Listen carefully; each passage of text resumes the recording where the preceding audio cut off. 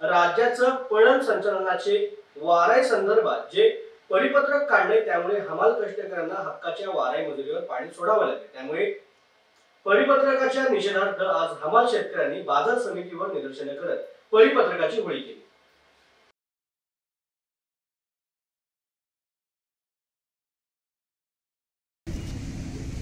हे तातडीचं उच्चतम कृषी उत्पन्न बाजार समिती औरंगाबाद वरती जी निदर्शनं आम्हाला करावी लागली आणि 2 दिवसापूर्वी पणन संचालकांनी एक परिपत्रक काढलं। ज्या परिपत्रकामध्ये कुणालाही वाराईची मजुरी मागता येणार नाही आणि जे कोण वाराईची मजुरी मागतील त्यांच्यावरती कारवाई केली जाईल अशा पद्धतीचं एक परिपत्रक 16 तारखेला पणन संचालकांनी काढलं। आमचं असं म्हणणं आहे की आम्हाला कुणीही फुकट एक दमडा देत नाही। काम केलं तर त्याचे पैसे मिळतात। मग ते काम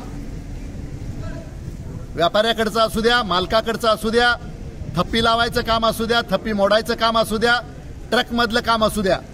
वराईचं काम हे ट्रकमध्ये माल रचणं आणि रचलेला माल फाळक्यापर्यंत आणणं याला वराईचं ऑपरेशन म्हटलं जातं। मात्र त्या संदर्भामध्ये त्याची मजुरी कुणी द्यायची, ते काम करायचं की नाही करायचं याचे सगळ्याचे स्पष्ट उल्लेख परिपत्रकामध्ये पाहिजे होते।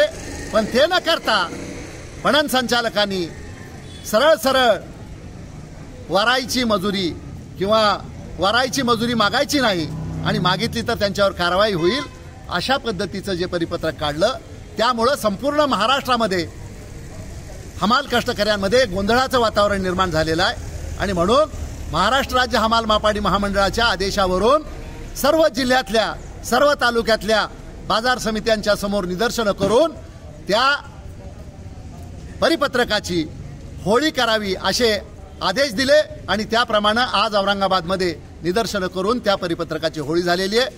त्या संदर्भात आमचं असं म्हणणं आहे, पणन मंत्री असतील किंवा पणन संचालक असतील त्यांनी तातडीनं बैठक बोलवावी आणि संपूर्ण महाराष्ट्रामधल्या हमाल कष्टकऱ्यांमध्ये जे गोंधळाचं वातावरण निर्माण झालंय ते दूर करावं आणि वराईचं काम ते कुणी केलं पाहिजे, त्याचे पैसे कुणी दिले पाहिजे याचं स्पष्ट निर्देश देणारं नवीन परिपत्रक काढावं यासाठीचाच हा एक कार्यक्रम आज आम्ही केलेला आहे। आणि त्याचबरोबर माथाडी कायद्याची काटेकोर अंमलबजावणी माथाडी मंडळांनी करावी, जिल्हाधिकाऱ्यांनी त्याच्यावरती देखरेख करावी, या सगळ्या मागण्यांच्या अनुषंगानं आजचा हा कार्यक्रम होता। एवढंच आपल्याला या निमित्ताने सांगायचं आहे।